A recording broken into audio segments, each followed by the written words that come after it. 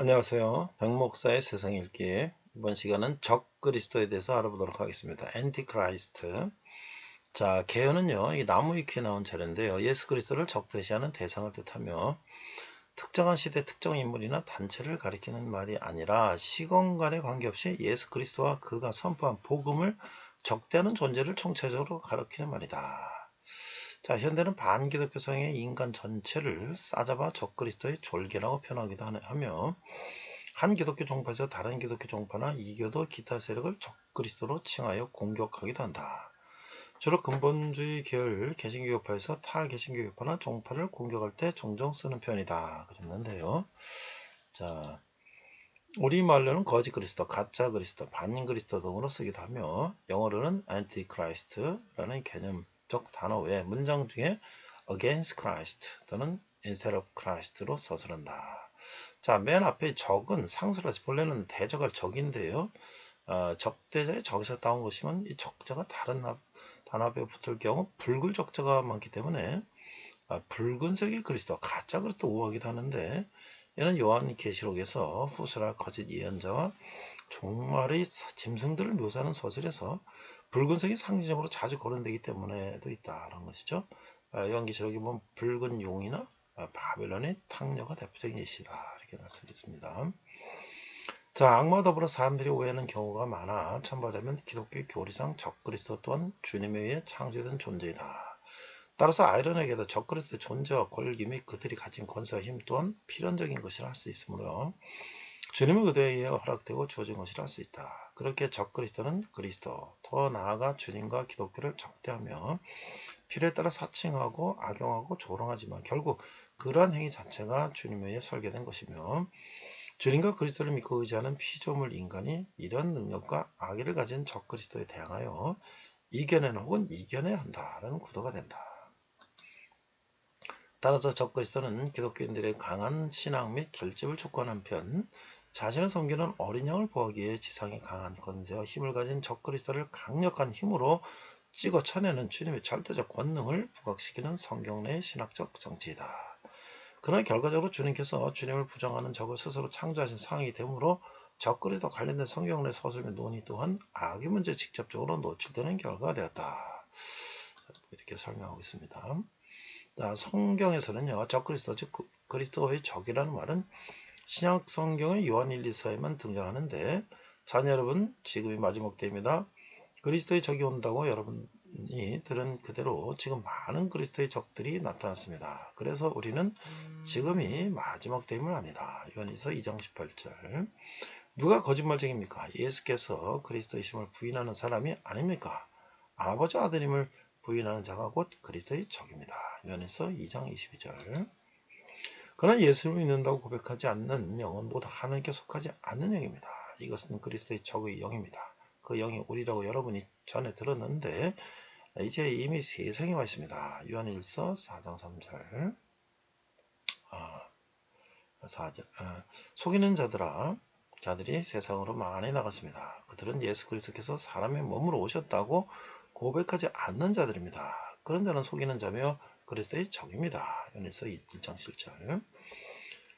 구약시대 말기는 안티오코스 4세의 비판에서와 같이 신의 백성을 박해하고 참된 예배를 못하게 하는 자 혹은 신의 반대 세력을 지칭하는 용어였다.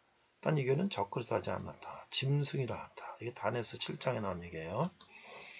신약 성경에는 시대를 초월하여 그리스도를 반대해서 나타난 사람 혹은 그리스도를 반대하는 사탄의 시종배들 스스로를 구원자로 자칭하며 사람들을 현혹시키는 자들을 가리키는 용어로 사용됐다. 성경에서 따르면 거짓 예언자와 탕녀 그리고 적그리스도의 범람이 말세의 징조로 간다. 묵시록, 계시록의 붉은 용이나 짐승, 거짓 예언자가 곧 적그리스도라는 해석도 있다.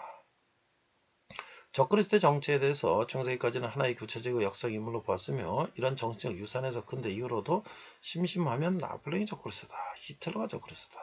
소련이 적그리스도다. 적이긴 하다. 미국이 적그리스도다. 이슬람이 적그리스도다. 중국이 적그리스도다. 백신이 적그리스도다라는 식의 주장들을 시켜볼 수 있다. 북한의 김일성과 그 아들 김정일, 중국의 시진핑 같은 공산국가 정치인이나 돌교율 문선명, 신천지 예수증거장 목성전 교주 이만희, 제임스 정명석, 사랑제일교회 전광훈, 같은 경우도 적그리스도로 지적당하기도 했다. 때로는 비종교인이 보기에도 비정상적인 행동을 하는 종교인들을 보고 지칭하기도 하며 종교학자들과 개신교들은 교황을 적그리스도로 지목했다. 영미권 칼뱅파의 절대 다수인 장로에서는 지금도 교황을 적그리스도라고 명시적으로 지목한 웨스트민스터 신앙 고백을 핵심적인 신앙의 표현으로 삼고 있다. 심지어 일부 극단주의 개신교인들은 이슬람교 유신 알라를 적그리스도라 주장하기도 한다. 안토키아 정교회, 시리아 정교회 등등. 자, 신학계에서는 적그리스도는 다음과 같은 존재로 정의한다. 첫째, 단수가 아니라 복수고 종말에도 한 명이 나타난 것이 아니라 요한일서와 집필을 될 당시에 이미 존재하고 있었고 시대를 초월해 존재한다. 특정한 모임을 직전한 것이 아니다. 예수를 부정하고 반대하는 총체적인 영적 세력을 말한다. 자, 세관에서는 요한계시록의 두 번째 짐승, 요한계시록 13장에 등장하는 두 번째 짐승, 통칭 거짓 예언자, false prophet을 칭한다. 사실 까놓고 말해 대중 매체 등에서 적그리스도란 단어가 나오면 필히 이 존재를 가리키는 것. 위에서 길게 언급한 신학적 해석은 잘 언급도 되지 않는다. 자, 나는 또 땅에서 다른 짐승 하나가 올라오는 것을 보았습니다. 그 짐승은 어린 양처럼 뿔이 둘이었는데 용처럼 말을 했습니다. 그리고 첫째 짐승이 모든 권한을 첫째 짐승이 보는 앞에서 행사하여 치명상이 나온 그 첫째 짐승에게 온 땅과 땅의 주민들이 경배하게 만들었습니다. 둘째 짐승은 또한 큰 표징들을 일으켰는데 사람들이 보는 앞에서 불이 하늘에서 땅으로 내려오기도 하였습니다. 이렇게 첫째 짐승이 보는 앞에서 일으키도록 허락된 표징들을 가지고 땅의 주민들을 속였습니다.